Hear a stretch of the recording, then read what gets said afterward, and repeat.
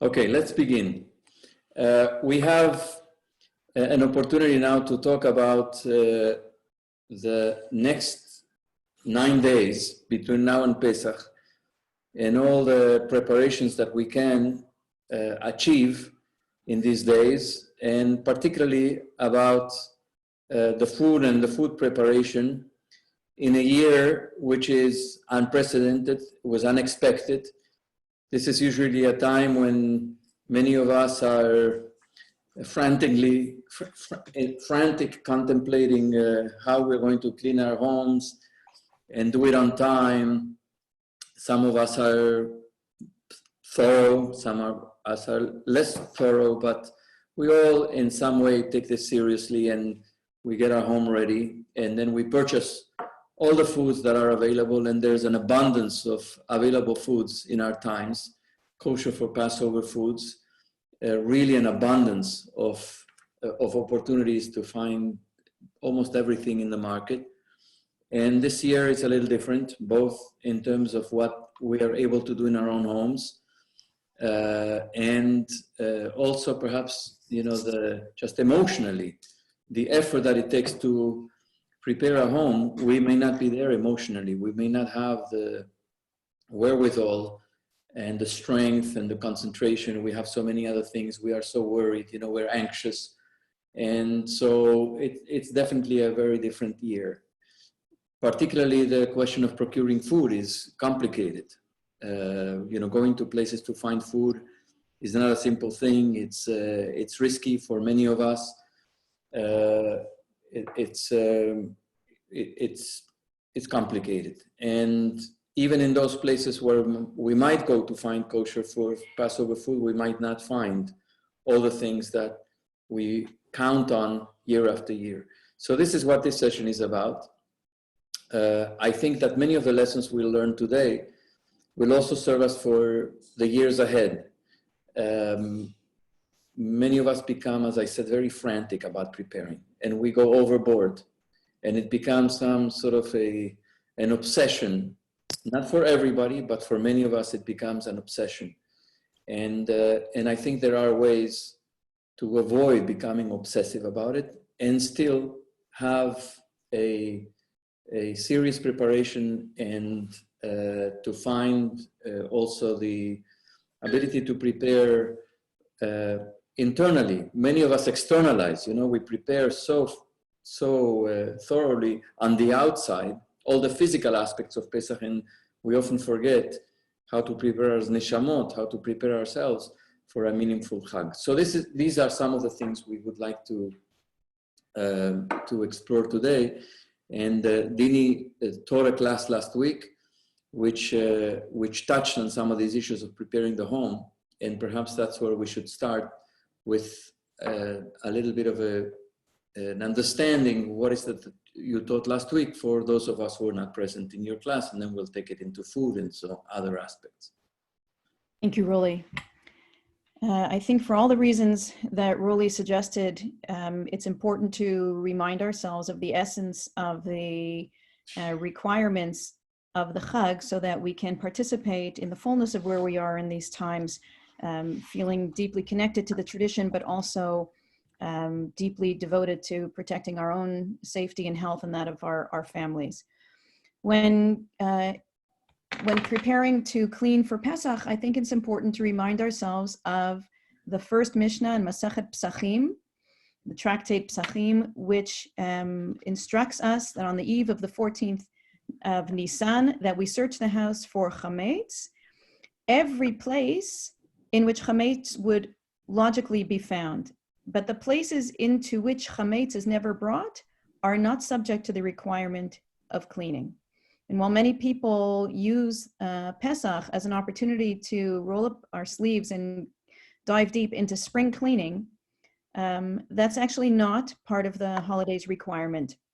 And that particularly this year, as we need to preserve our strength and our attention, we should be focused on cleaning only places where edible chametz is stored or used, our kitchens, our pantries, remembering that the whole purpose of cleaning for Pesach is to be sure that during the holiday, we avoid encountering chametz, wherever it is that we will be spending our time, but also to make sure that we avoid any chametz that has any chance of being consumed by us on Pesach. So remember that the essence of the prohibition is to consume, is to eat chametz. So when we're cleaning, we have to ask ourselves before we enter a room or an area and say, what are the chances that I'm going to encounter in this place any forbidden foodstuffs that has any chance of actually being ingested, consumed by me or my family over the course of the holiday. And if in contemplating whether you're going to clean a space or not, you can answer no to those questions, then the suggestion is to move forward and expend your limited energy and attention on those areas where those risks really do exist. The prohibitions around seeing chametz, having it, in our possession, all of those are understood to be almost like a siyag la Torah, a fence around the Torah, protecting us from the real essence of the holiday's requirements, that we not in any way consume chametz over the holiday. So that's just a brief sort of review of what ought to guide us in our cleaning. Our cleaning products, I'm sure we'll get into some of these issues of what needs Kosher certification and what doesn't, but for cleaning purposes, cleaning products are not edible products, so they don't need kosher certification, even though, amazingly enough, in our kosher marketplaces today, you can certainly find an abundance of products that do and pay for them. But also during a time where we need to very carefully conserve the cleaning products that we have to be able to continually disinfect our homes. It's critical that we take these limitations on cleaning seriously so that we don't deplete our collection of products that we really need to be very mindful of and to conserve carefully. The other things that I will share, I don't know, Roly, do you want me to go into some details in terms of counters and sinks and dishwashers? I think it would be good. I think it would be good to hear that. Okay. So having spoken about spaces that deserve to be cleaned, again, if you are going to be storing in cabinets foodstuffs, items that you are not going to be using over the holiday, you need not expend energy on cleaning those out. You can just close them up, put a sticker of tape or something on them to signify that you won't be entering or in any way using the substances in those cabinets. When it comes to, I think I'll leave dishes and utensils for now, and we'll dive into those a little more deeply in a little while. In terms of cleaning our ovens are to be cleaned as we would regularly clean them, making sure that they are sufficiently cleansed from whatever cooking was done prior. Turn our ovens on to, a high heat setting, approximately 450 degrees, if you can reach that high, for about 20 minutes. And that would take care of koshering the ovens. Same with burners, turning on our burners to the highest heat for about 20 minutes. Stovetops, broilers, grills, everything should be cleaned the way they are normally cleaned and turned on high for, as I said, 10 to 20 minutes. Again, many of us are moved during this time of the year to, pull our ovens away from the walls and reach back and try to get every possible bit of chametz, schmutz that may be behind the wall of the oven. Again, if that's the way we normally prepare this season, that's laudable for many. But the essence of what we're looking for is to remove from our presence any chametz that could possibly be mixed in with foods that we are liable to consume on Pesach. So if this is not the year to be expending that kind of energy and effort and cleaning product on areas that really do not pose a risk, then the advice is to think otherwise for now. Harriet, you want to jump in with a question? Go ahead. No. Oh, I thought you were waiting for a question. Okay. Microwave ovens, again, clean them as we clean them regularly.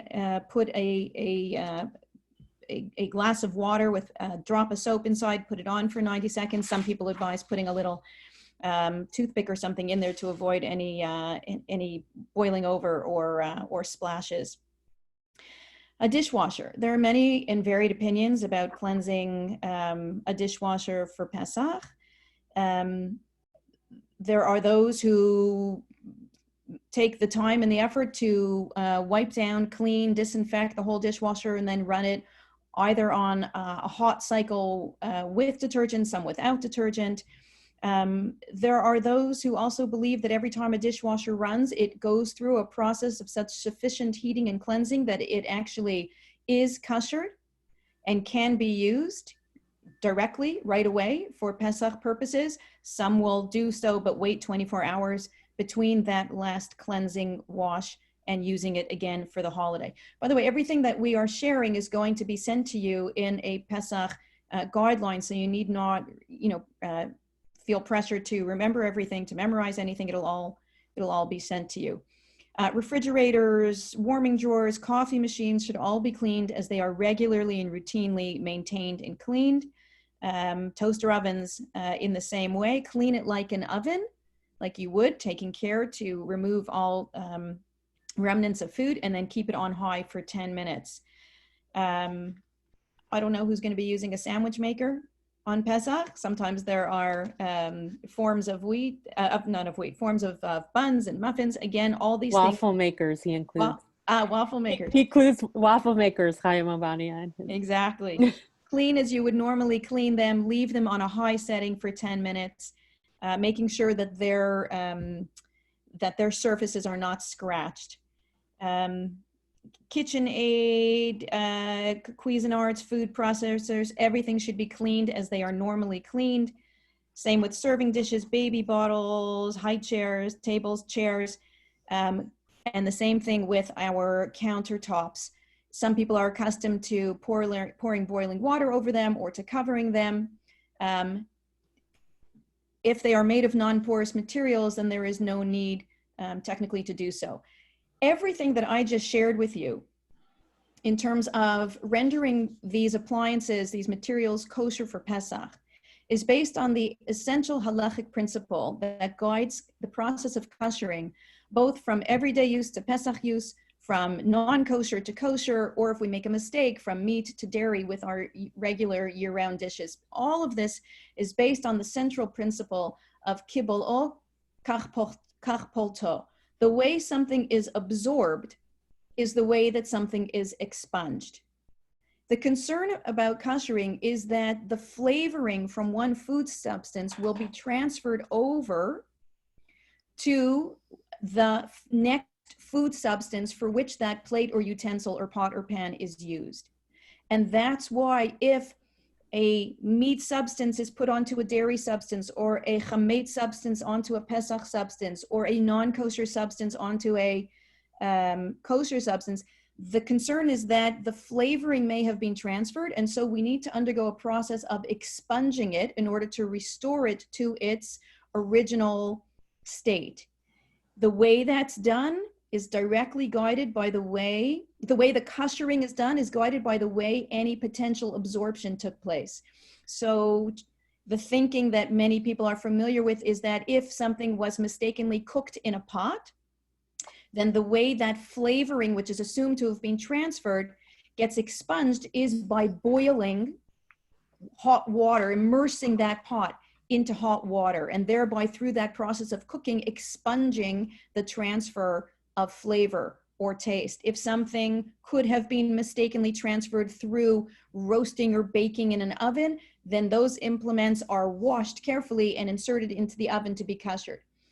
The thinking that informs what I just shared with you in terms of cleaning everything the way things are normally cleaned in order to prepare them for Pesach, our dishwashers, our tabletops, our coffee machines, and Cuisinarts and other appliances, is based on the thinking that the processes of koshering to expunge the transference of flavor made sense in a world where the implements that we used in our kitchen, our pots and pans, dishes, and silverware, were made of porous material, where the chance of transference was extremely high. Where in centuries past, people were accustomed to using unglazed pottery and unfinished wood utensils, so that the transference took place regularly in those settings if there was any accidental transferring that happened at all. In our modern kitchens today, there is much evidence that suggests we can rely on knowing that the materials out of which our kitchen utensils are constructed, dishes, pots and pans, and utensils, are made of non-porous materials, so that the risk of any transference, even accidental and possibly intentional, as I'll explain in a minute, could not raise the same kind of halachic concerns today as it once did. When we're using non-porous materials, when we can rely on the science of the materials that we use to guide us, being able to assume that even if I put a piece of hot meat on a dairy plate, or hot chametz on a Pesach plate, or hot non-kosher foodstuffs on a kosher plate, that the regular cleaning of that plate would sufficiently restore that plate to its original status because the material is non-porous. If there is any concern of something being of a porous material, then obviously these procedures for koshering should be followed, or whatever you're referring to should not be used at all on Pesach. But in an age, or in a time, I should say, where many people may lack access to their regular Pesach kitchen dishes or utensils, or it may be risky to start moving around in public storage areas and exposing yourselves to the risk of touching surfaces that other people may be touching, there is within the tradition, within the legitimate breadth of interpretation, the room to be able to clean as we would normally clean these dishes, pots and pans, and other kitchen implements, and to reliably know that we would be using them for Pesach well within the permission granted by the tradition as it's interpreted by many authorities, particularly Rav Chaim Ovadia and his several colleagues in the Sephardic Orthodox tradition. A note on absorption also just to mention is that coloring is not taste. So many Tupperware and other kind of plastics can sometimes be subject to discoloration that lasts as a result of using spices like turmeric or paprika. But the discoloration does not necessarily suggest that there is lingering transference of flavor. And transference, by the way, only takes place if the mixing is done under conditions of very, very, very high temperatures. In the language of the tradition, it's so hot that we say shehayad soledet bo, that you touch it and you immediately recoil at touching it. That's the necessary temperature environment that's needed in order to even consider the possibility of any transference of taste, right? So if you put, even if your tradition is to have two sets of dishes, dairy and meat, Pesach and the rest of the year, if you accidentally put a room temperature piece of something on the wrong kind of plate or pot, there is no possible transference that can take place, so that even if you follow the traditional processes of koshering, you wouldn't need to do so if that mistake was made at room temperature or colder. Rav Chaim Ovadia suggests a really interesting home do-it-yourself experiment in case you're not sure whether a pot or pan or dish is liable for a transference of taste because it may or may not be porous. If you're not sure, he says, take a bunch of the hottest peppers that you can find. If you have jalapenos or habaneros or whatever you have in your house. Don't go out to the grocery store especially to do this, but take the hottest peppers that you have in your house and cook them in a pot, making a really, really spicy little stew. Clean your pot as you normally would, and then make a fresh batch of just plain rice or pasta and taste that rice or pasta. If you can taste any residual pungency from that hot pepper stew, then you have reason to believe that that pot could be porous. But chances are, if you're cooking it in a modern kitchen pot or utensil, you will not taste anything, confirming for yourself that in fact it's a non-porous utensil. Let me stop there and see if anybody has any questions. I'm just scrolling through the, Cecily? Yes. Okay. Hi.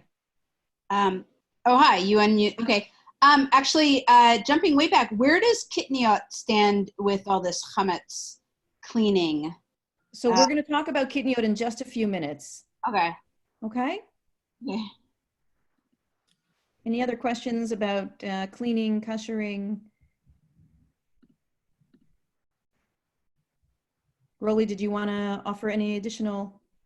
No, I think we'll continue. We'll move on, and then we may come back to some of these things, these issues a little later.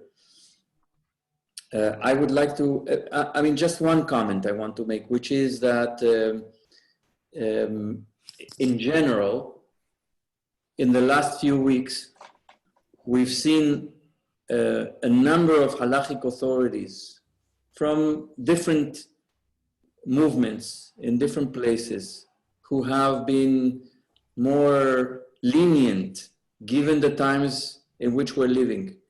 We're going to get to it a little later about the use of technology and so on and so forth, but there is now an atmosphere of being a little bit more lenient with ourselves and with in our communities in terms of the normal way in which we observe, to not push ourselves so hard when these are very difficult times and we could be taking risks that are unnecessary. And so this also, take it in the spirit, or I mean, what Dini just said is valid for every single year. And it's kashrut rules that are for always. But this year in particular, I think there's room for being a little lighter because we could put ourselves at risk in doing certain things. So I want to... Can I just add something, Roly? I think it's important to acknowledge that a lot of us, our rhythms around holidays, and in particular Pesach, may not only be generated from the halachic tradition, but from our received tradition of our ancestors. You know, that how we know how to do things, although perhaps originated in halachic rulings, there's like the halacha of our family about what is for these moments. And so in addition to all the what Dini described in terms of how you can be more, what some might say are mekil, more lenient in the way we approach the halachic orientation around Pesach, I think some of the loss around this year is that the ways that we've done things with families and friends who we won't be with because we won't be able to travel to houses and or be with the people that we're used to being, or do preparations the way we've always done them, which are our own halachic traditions of our families in many ways. If you use, I would say, a broad definition of halakha as the way, right? It's like, this is the way we've done it. And so I think there requires, in addition to the halachic, actually looking at what exists in terms of what's been created in response to this moment, as well as the long traditions that Dini has spoken about in terms of the halachic authorities and what they've produced in terms of preparations for Pesach in particular, but to acknowledge that we have those orientations internally within our families, and some of the loss is generated from not having that as it has been.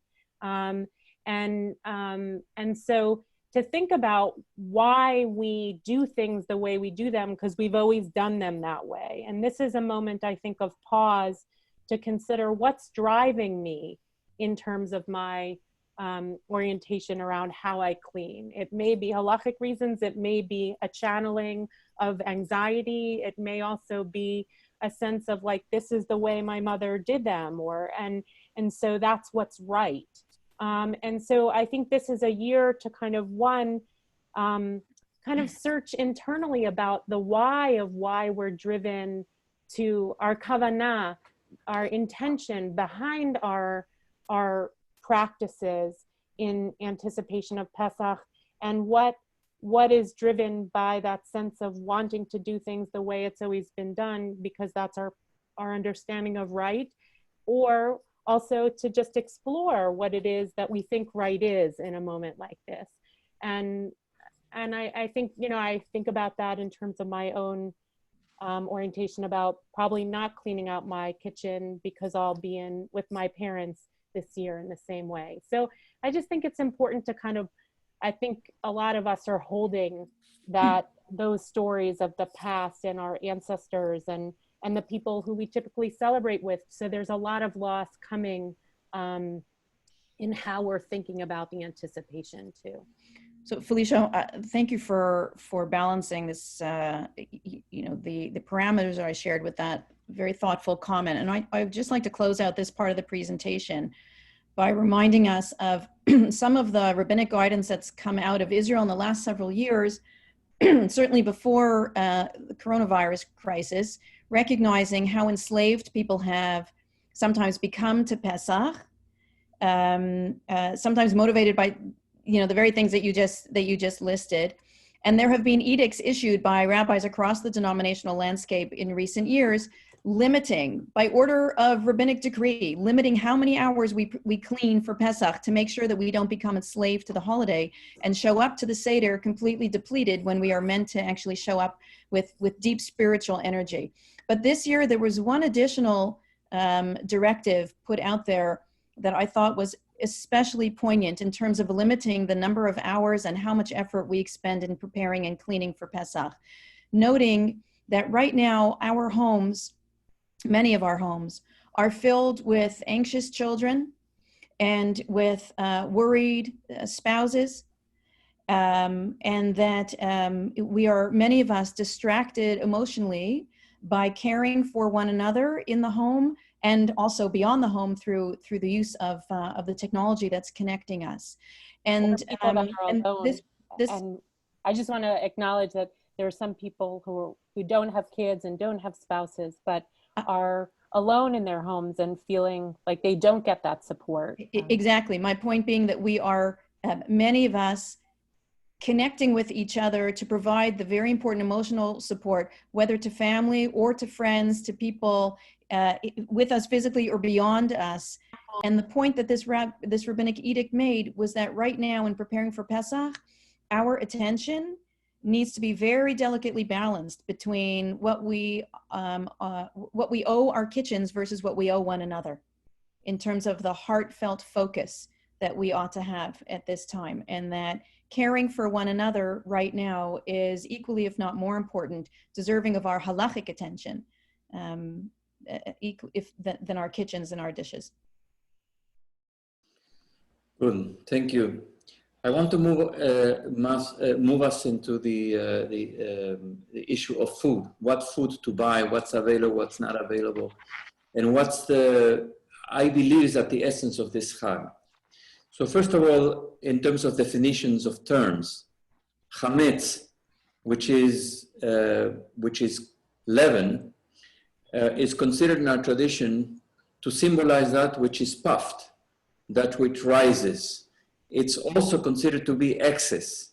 In psychospiritual terms, it's considered to be arrogance. It's the part in us that rises when it shouldn't. It's the opposite of humility. But in terms of what it symbolizes in the world, it is that which rises beyond where it should rise. In other words, excess. And what's chametz? And what's matzah? Matzah, by the way, for the first time it appears in the Torah It appears in the story of Lot, of Abraham's nephew, who was visited by the two angels in the city of Sodom. And the angels come to announce the destruction of Sodom and to rescue Lot and his family from destruction. And so the angels come, they're unexpected, and the text says that Lot goes to prepare matzot for them.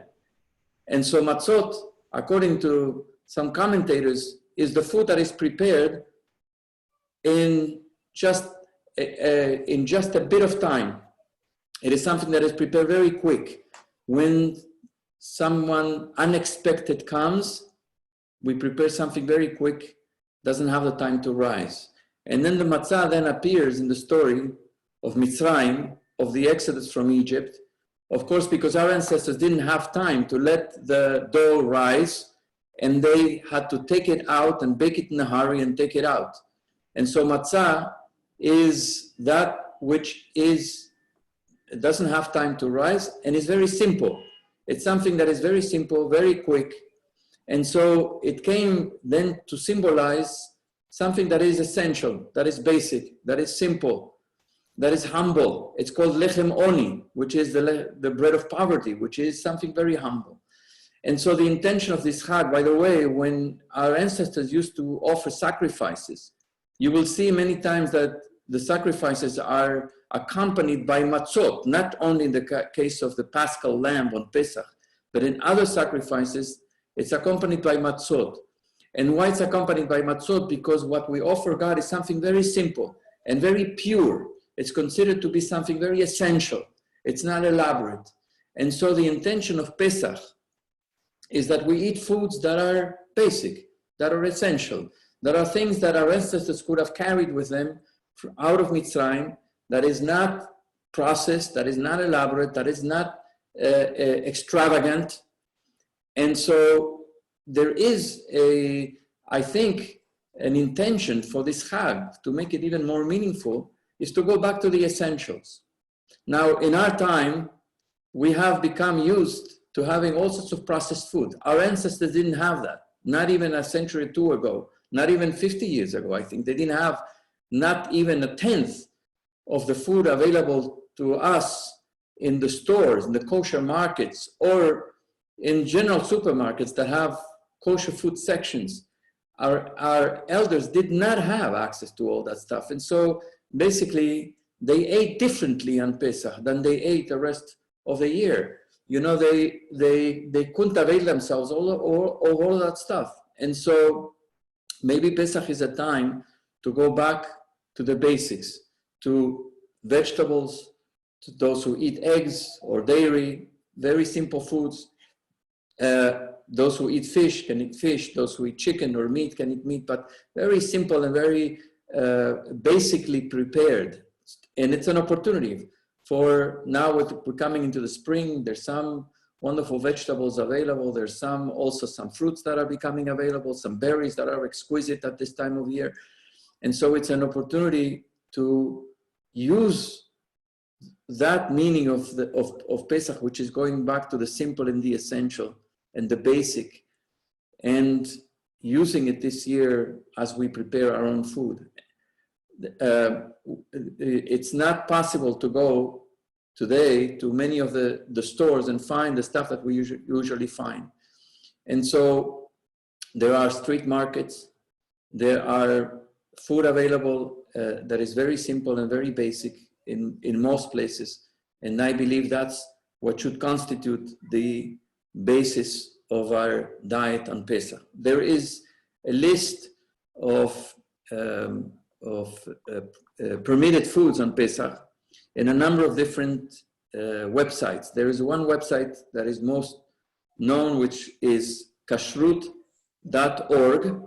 kashrut.org, which has a whole list and all explanations, long explanations about what's permissible, what's not permissible. It can become a little too much to go through the list. Tedious. But you'll get, huh? Tedious. Tedious.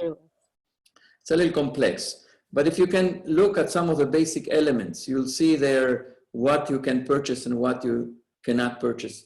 the basic rule of kashrut for this time of year is that we stay away from the 5 types of grains that are considered chametz, that if left to come into contact with humidity, they can become fermented and they can rise. And those 5 elements are wheat, spelt, rye, oats, and, am I forgetting what? Rye, spelt, oat, wheat, and barley. Those 5 are the grains that when they are ground and they can come into contact with humidity or with water, they can rise. That's why a matzah is made with flour that is baked within 18 minutes, before 18 minutes of coming into contact with water, so that it doesn't have time to rise. All other foods, theoretically, are permitted on Pesach. All foods that do not contain any of these 5, or that contain these 5 but have been baked before 18 minutes, everything else is permitted, except the Ashkenazic authorities have added to this list of 5 grains a whole list of legumes called kitniot. And these are all things that they forbade because they may look like the grains that are forbidden on Pesach. Although they are not part of the list of forbidden grains, they may look like, and therefore they set them apart, such as rice, such as corn, such as other legumes which are forbidden within the Ashkenazic tradition. In the Sephardic tradition, the only things that are forbidden are those 5 grains and all things made with those 5 grains that have not been baked within 18 minutes after coming into contact with water. That's all there is for us to know. Basically, that's the foundation of kashrut. Now, today you can go to a store, you can find a lot of products that are marked kosher for Passover.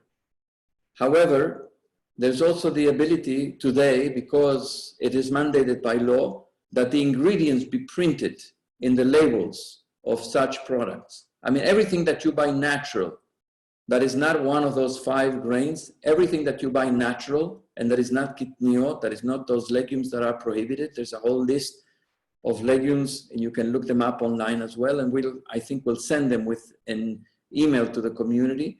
Everything that you can buy fresh, all the vegetables and fruits and eggs and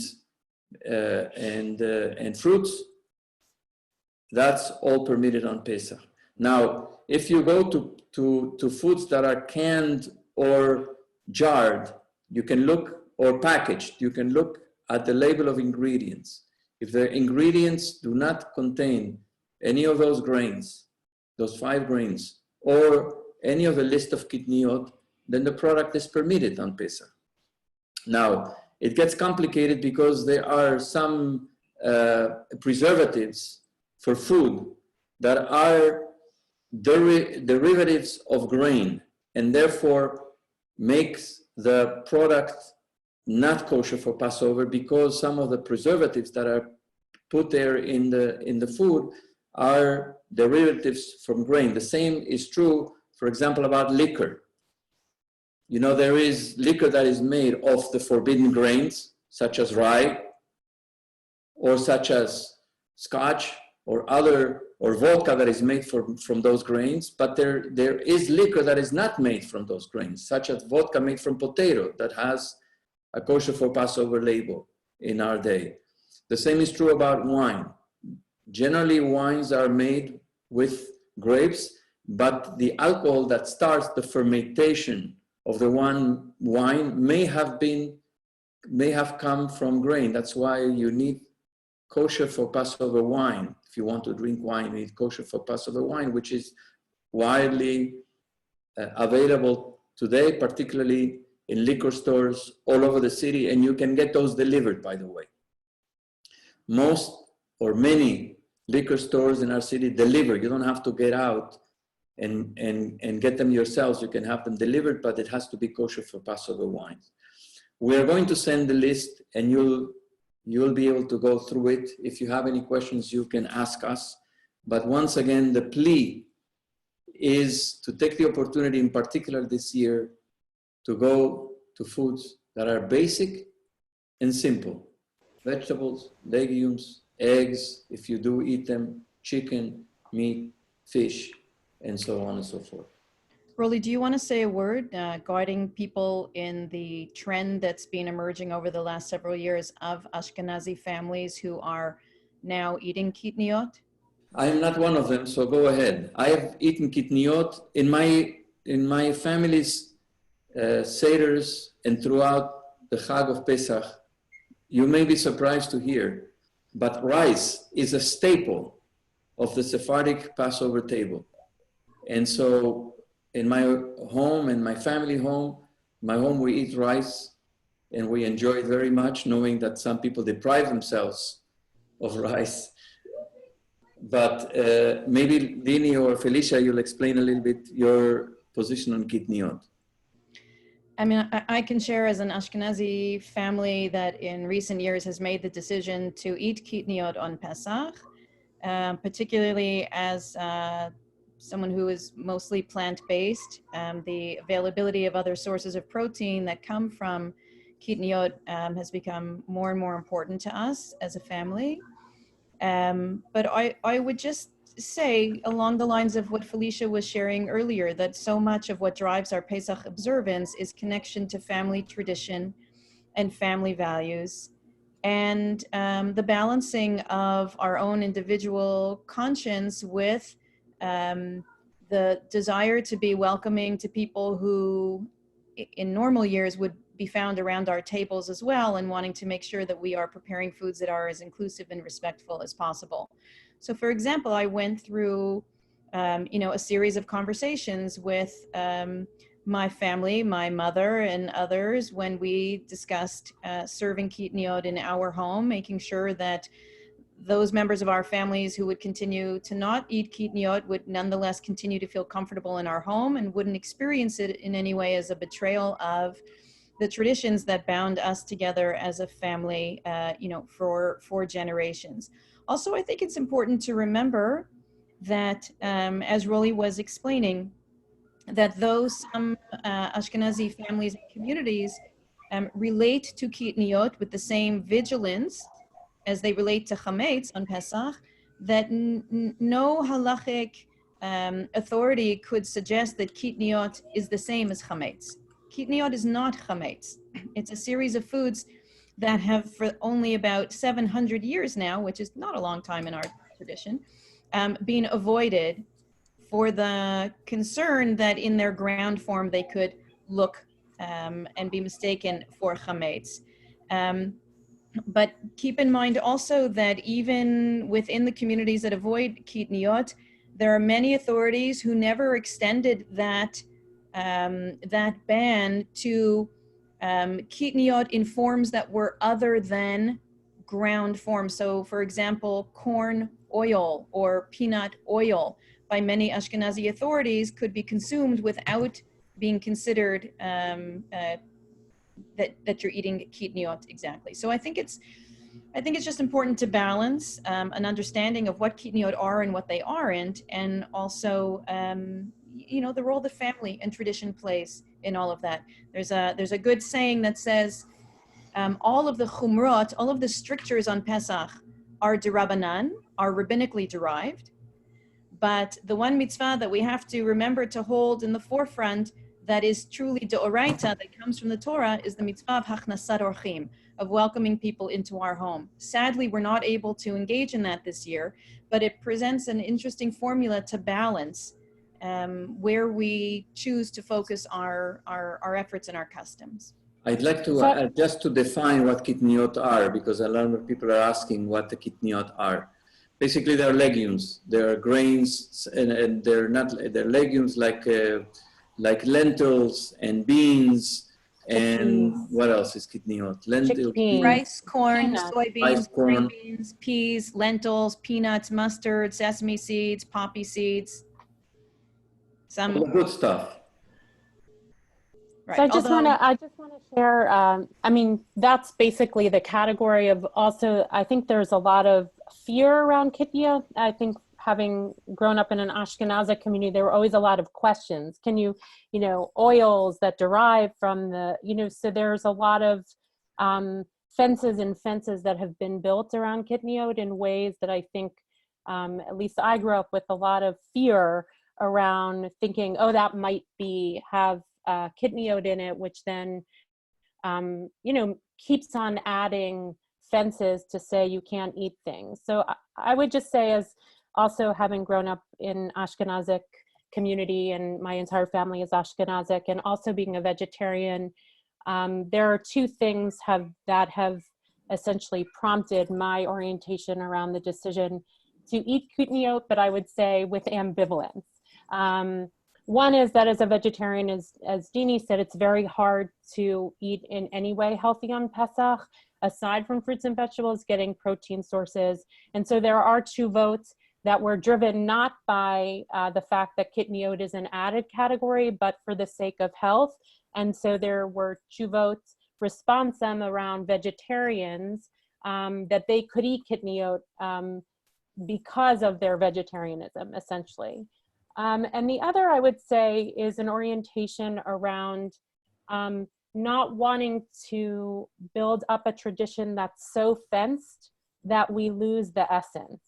That I think that I am deeply committed to having kind of the practice of halakha as a sacred container for us to hold our religious life, and believe that one can't live a religious life without a certain kind of discipline, which in our tradition is halakha. That's how we've been oriented, and I feel that that structure actually is allowing us in many ways to create the spiritual substance in a container.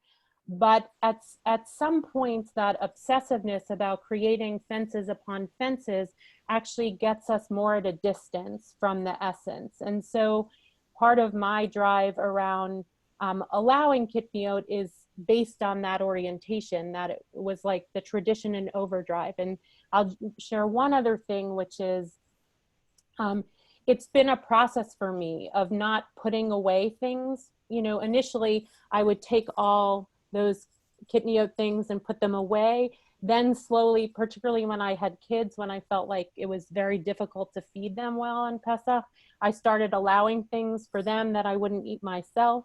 And it's still a process for me. I haven't eaten rice yet, even though in my mind, I know that rice is okay and I'm allowing it in my space. I give it to my kids, but it's been very hard for me to actually ingest rice on Pesach because of having grown up with it for so long, of not eating it. So for me, it's been actually a years-long process of trying to move myself in my head and also in my spirit to be aligned with what I think and what I feel. And I just want to acknowledge that for all of us, there's a process of how we make decisions. And I think given our growing up, we shouldn't take those decisions lightly. If we've been oriented and enculturated to live in a certain way, it is an effort to move away from them, even if we think there's a truth for the reason to move from that place. Anyway, something for all of us to think about. Roly, there was a question sent to me, if I could answer it, about purchasing products without kosher certification prior to Pesach versus on Pesach. Yes. You want to answer? Yes, if I could. So there is a tradition or a piece of the halachic guidelines when it comes to kashrut that we refer to as batel b'shishim, something that is nullified if it appears within another body of food that is 60 times or more its own measurement or weight. So for example, those of you who study in my class, you'll laugh because I say this anytime it comes up. If I'm cooking my big vat of chicken soup and Andy walks by with a cappuccino in her hand and a drop of her cappuccino falls into my chicken soup, if that drop constitutes 1/60th or less of the entire vat of soup, then that drop of cappuccino is considered halachically null and void and doesn't in any way render treif or forbidden to consume the soup that I'm making. The same rule applies with chametz and Pesach, such that it is permissible to purchase foods that, in the categories that Roly listed, to purchase foods that have only ingredients that are kosher to be consumed during Pesach without certification up to the time that Yontif starts, based on that principle that if there was even an infinitesimal drop of chametz that made its way into that food, that it would be rendered null and void, and that food could be consumed on Pesach without any concern that you're consuming chametz. In the Ashkenazi tradition, that principle of batel b'shishim operates only up to the moment that Yom Tov starts. And the minute Yom Tov starts, in the Ashkenazi tradition, the principle of batel b'shishim does not operate, so that if you were to purchase something without certification on Pesach, and it had within it a tipa, a drop of chametz, theoretically that chametz could render that food item impermissible to be consumed on Pesach. However, as we've been sharing with you today, much of the thinking that has emerged from the Sephardic world, in the Sephardic world, the principle of batel b'shishim no longer ceases to operate once Pesach starts. They don't really understand how it could be that that principle of halakha suddenly doesn't function just because Yom Tov starts. So in the Sephardic tradition, the principle of batel b'shishim, something that gets nullified if it appears in a food substance in the proportion of 1/60th or less, it continues throughout the holiday of Pesach, so that anything that you deem, as per Roly's guidance, to be acceptable to be consumed on Pesach, even if it doesn't have certification, would continue to be subject to the nullification principles of batel b'shishim in the unlikely event, given the industrialization of our food systems, in the unlikely event that there would be a tipa drop of chametz, it would not render that food product null and void. I hope that answers the question that was put to me. There was also a hand raised by, who was it? Was it Eliza Felix? I don't know if she's still on. Aliza, she had her hand up. Yes. You have to unmute yourself. Okay, you're unmuted. You can talk now. Now, okay, now I can. Sorry. Today's my father's yahrzeit, but I'm mentioning this because my father's family lived in Yerushalayim during World War I. There were massive food shortages. They were adamant that people were dying from starvation. So the rabbis decided that all the Ashkenazim could eat rice, because it's pikuach nefesh, which seems to be what we have now. Beautiful. That's a great segue, I would say, into kind of the next framework we want to propose, which is given the times that we're living in now with a lot of insecurity. There's food insecurity, of course, there's economic insecurity, and there's neshama insecurity, there's soulful insecurity. And so we wanted to put out, since this tends to be a time of year, although, as Roly said, that's really focused on the essential, that there's an enormous expenditure of finances to buy foods that are hechshered, that are processed because we want what we want when we want them, and the enormous kind of drive to spend money at Pesach, which primarily supports a monopoly around a hechsher status of what's kasher or not for Pesach.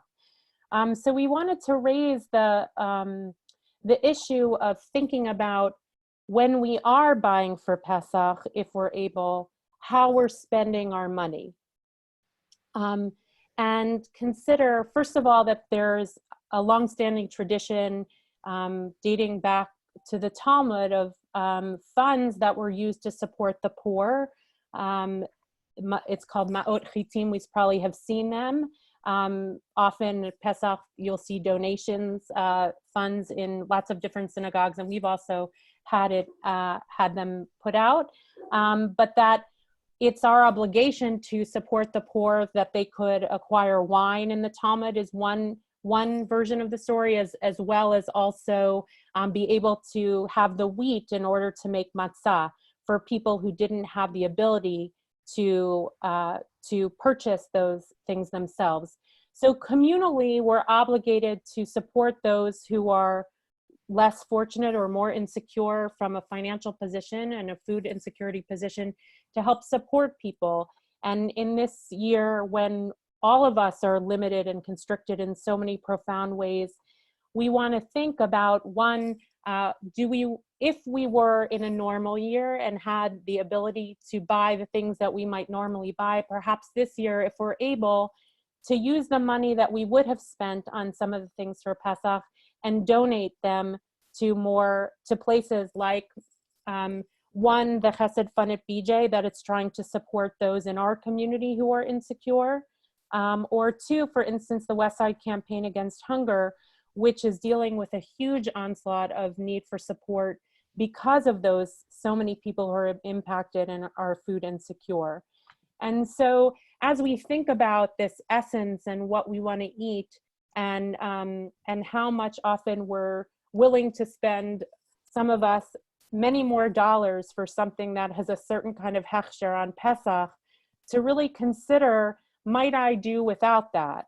Or might I consider the look of the list on kashrut.org of things that don't need a hechsher, in order to then spend the money or donate it to those who are more insecure. And as we think about Pesach also as one of our, it's a leitmotif story around our commitment for those less fortunate and those in dire straits, to really think about how we are embodying that through our dollars at this time. I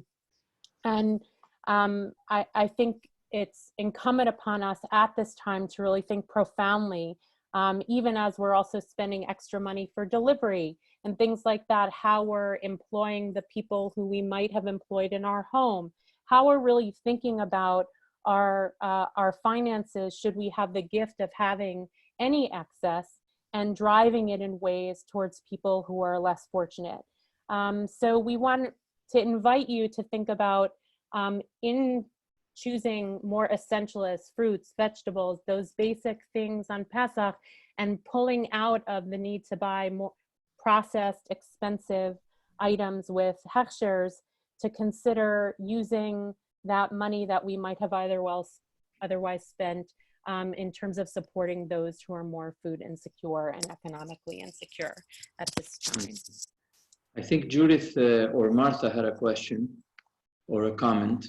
Yeah, I just wanted to go back to the kitniot issue for a moment and offer kind of another perspective, because I think maybe it was Dini was starting to say before and then maybe got distracted or something, but I think there have been a number of Orthodox Ashkenazi rabbis in recent years who've been raising the question, not for pikuach nefesh, not for anything else, but just for a sense of, we are one community, and why do we need to have these very separate rules and regulations? And I would say that the year that Judith and I were in Spain, we celebrated a Sephardi Pesach, and we also, and we ate rice and things like that for the first time, and the sky didn't fall in, and it was really,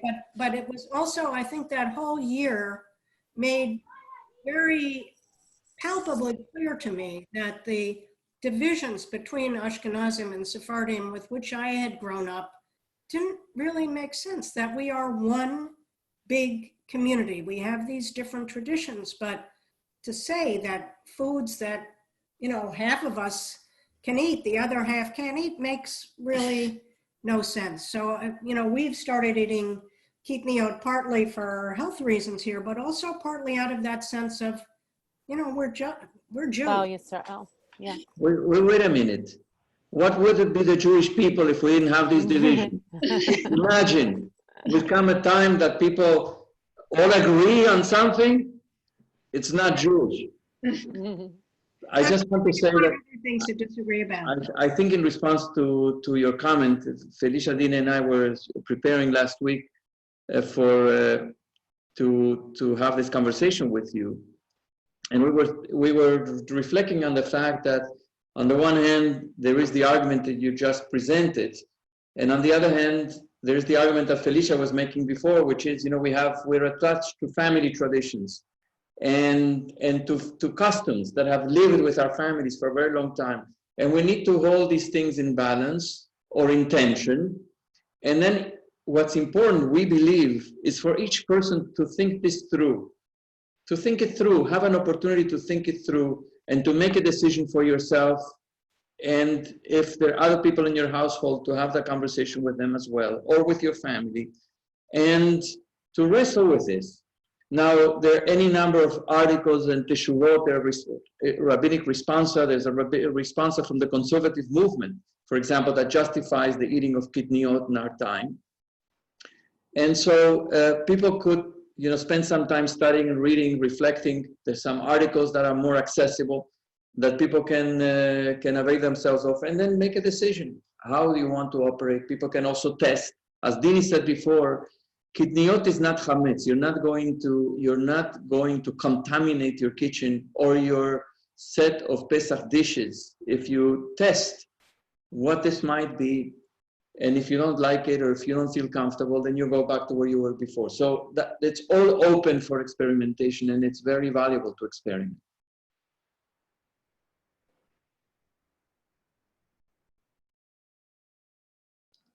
Cecily, you want to unmute Cecily? Here we go. Yeah, I'm sorry. I'm having sort of a bit of an enlightenment, and I just want to share kind of a weird story. It's kind of sort of a sad story, but so I have celiac, which is fine. So I'm on permanent Passover. So this is, you know, it's always a funny thing. And you can buy gluten-free matzah, but the normal gluten-free matzah that you buy is not actually appropriate for the Seder. You have to get oat matzah, which is really the one for the Seder. The Yehuda matzah style cracker is not technically for the Seder. And so every year I struggle because I got to tell you, this stupid, this dude makes this like shmura oat matzah, and it's $10 a board. So it's $30 for this box of 3 matzah. So like I save it, you know, I have it for my Seder, and I'm just going to say I'm not going to do that anymore.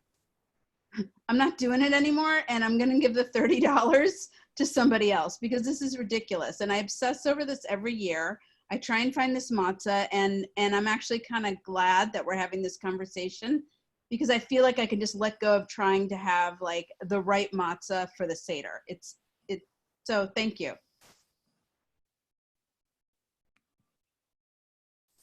Any other comments or questions? Okay. So we wanted to, Felicia, you want to say something? Go ahead. No, go ahead. No, I just want to, yeah, Jack. Just on that last comment, I've been celiac for close to 20 years. And first of all, you can get a pound of the oat matzah at not shmura matzah. You can get a full pound. It is $30 and it's expensive. He's a rabbi in England who started this so that people who wanted to observe traditionally, before there was anything like the potato squares, were able to do that. And for me, certainly, it was a blessing to be able to have that matzah, and continues to be for someone who goes by much of the tradition. He started it because someone in his family, he is an Orthodox rabbi. His name is Kestenbaum. He is from Israel, and he lives outside of London, I believe. He comes from the tradition. He started this so that the people who actually wanted to observe were able to. And I understand it's expensive. I've gone from buying, when I was younger, many boxes to just having one or two to last for the seders and everything else. But I think that, he actually deserves some respect for having done this for a community that needed its support when he started it many, many years ago. Thank you. Thanks. Felicia, you wanted to say something? I just wanted to, I think there's a bunch of beautiful Hasidic teachings about the fact that chametz and matzah are inverted, except for a little, if matzah, the opposite is chametz, backwards, except for a chet and a hey. It's just a small subtlety of connection in the letters. And, I think a lot of this is in subtlety, right? That it's the difference between 18 minutes and over 18 minutes is just a moment. And so in many ways it asks us, I think, this time to think about not only, these very stark differences of the different choices we're making, but also where those subtle moments where we go over the line, around money or around food, around processing, and a lot of the choices that we make. And so Pesach is an opportunity, I think, to reflect, to think and actually to stop and think, am I in that kind of liminal space where it moves from chametz to matzah, or the opposite?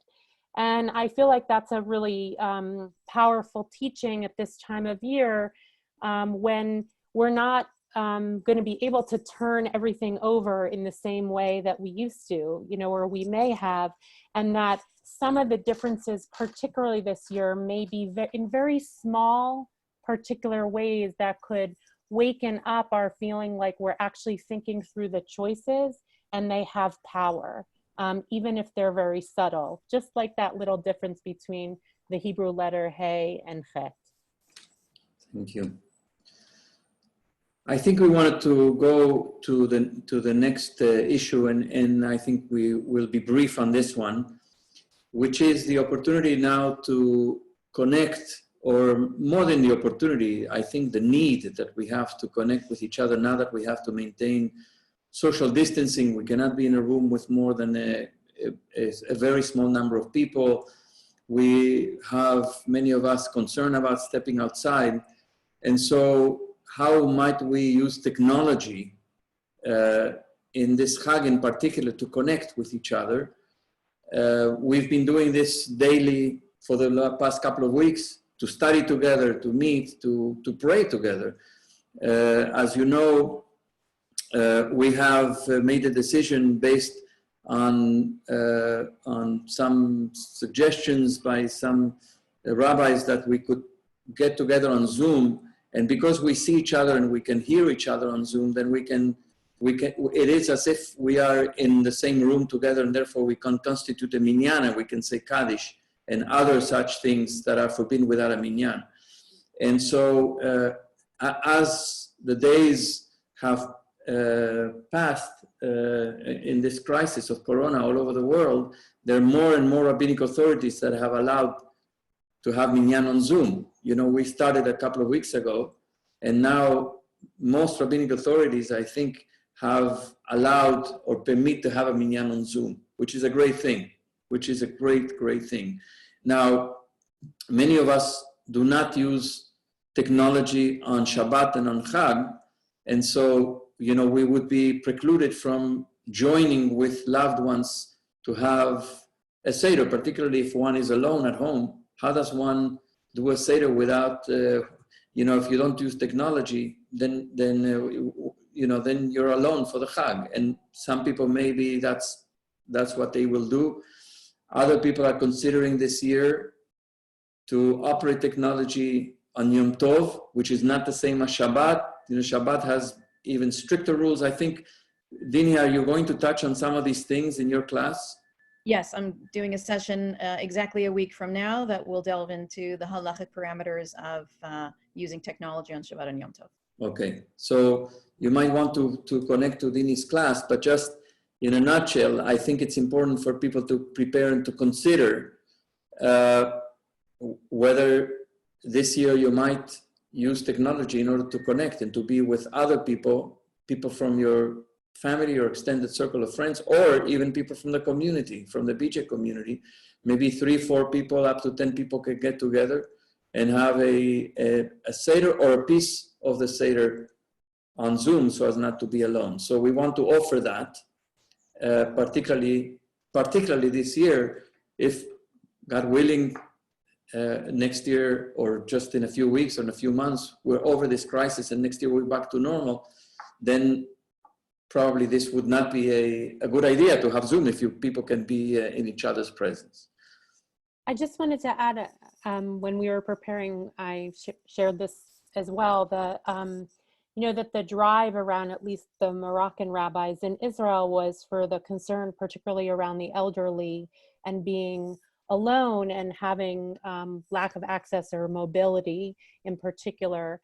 And I think in rendering their decision, the feeling is basically, well, they're just caving in, essentially. Like the orientation about being more makil or Lenient. Lenient around this decision is kind of a giving up of a stringency, which on the one hand it is. On the other hand, I think another thing just to weigh two things is that actually it's a mitzvah to honor the elderly, and the sense of that most of these decisions are not being made willy-nilly. In a sense, they're really being made because there are competing values at the same time.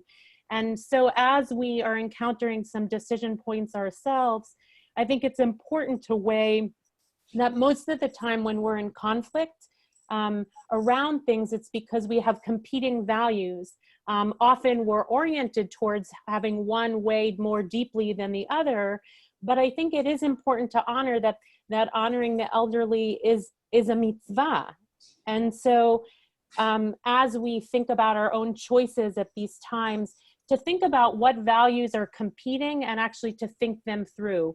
Is it just that we want it to be easier, which may this year be okay for some?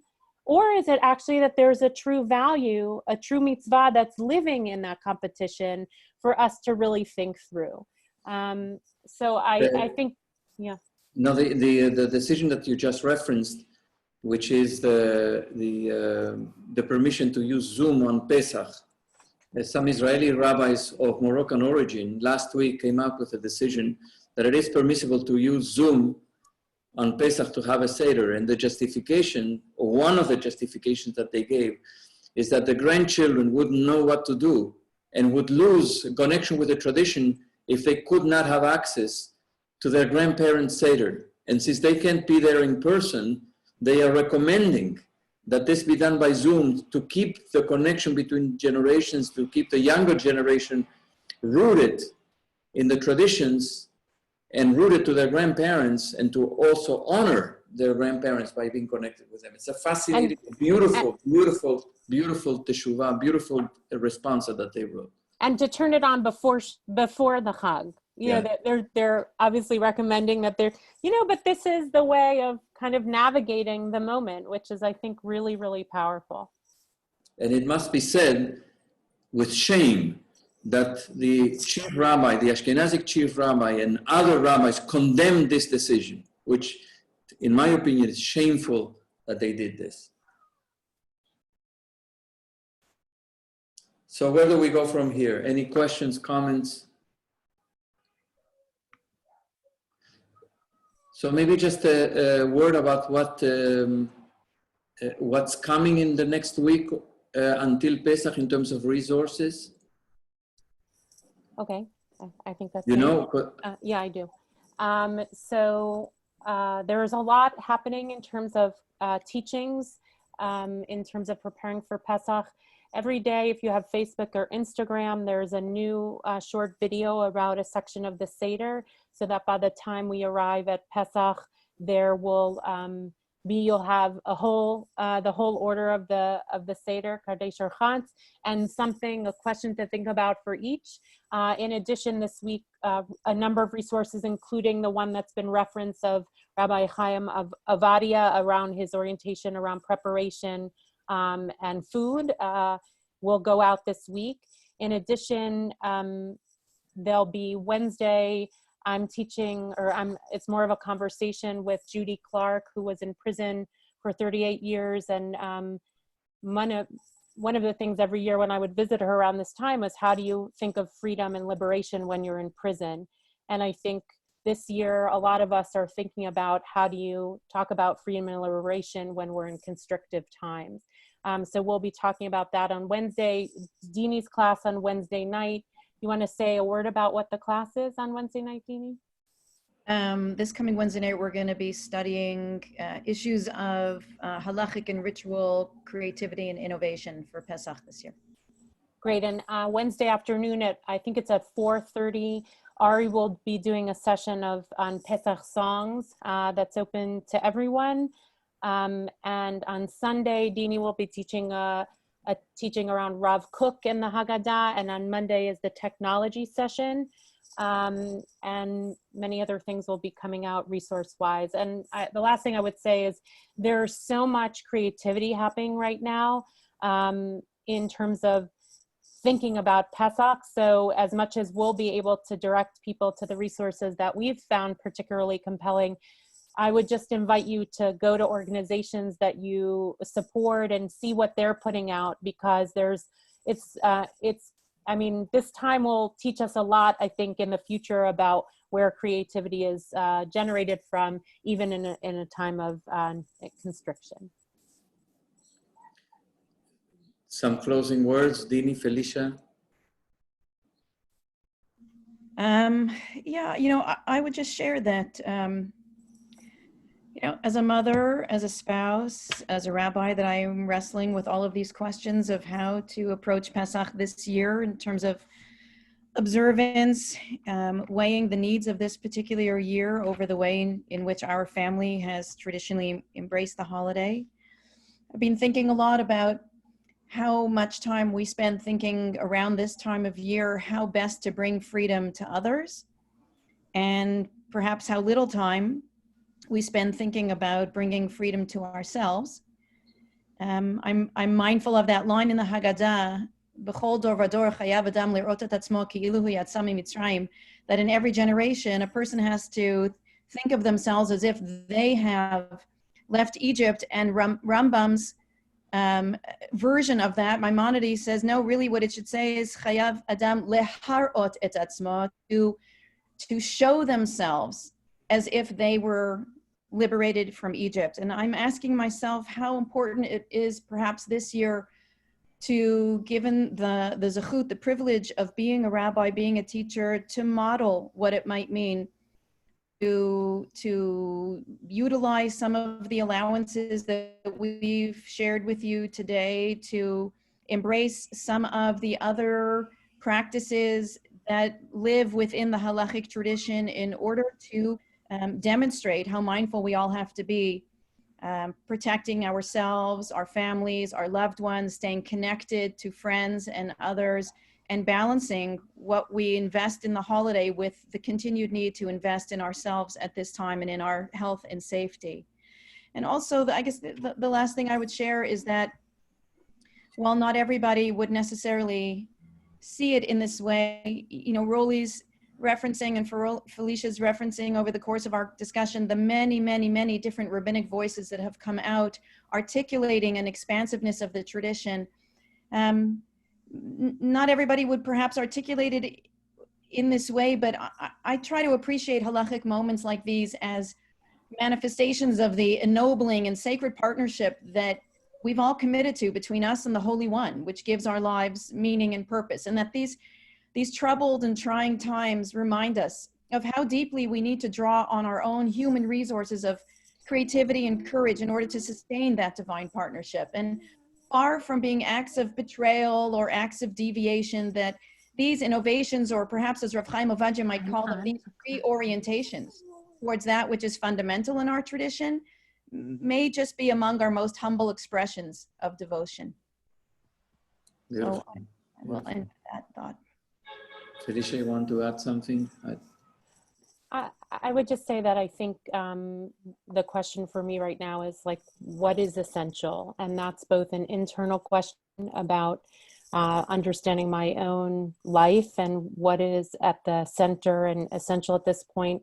Also, what that means for the observance of Pesach, what's necessary, what's unnecessary. And I think also, although we're shored up in our homes, I really feel deeply that it's a time when so many people, this is a moment in our history that will, I think it exposes this many slaveries that exist in our society in terms of people who are really hanging by a thread right now, if that.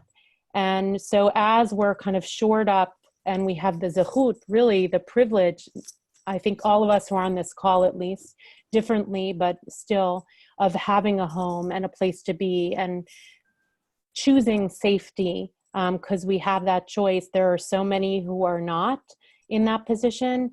And so to whatever degree we can also enliven that sense of what's essential, not only for me, but for all those around us and the populations that are most constrained at this time, feels really important, because we don't want to get puffed up in our own sense of indulgence in that sense, and that's a fine balance, I think, as you know, Dini was honoring essentially our own journeys, but and I think we owe really what's happening out in the world is an expression of how problematic our society is and what's getting exposed at this time. Thank you.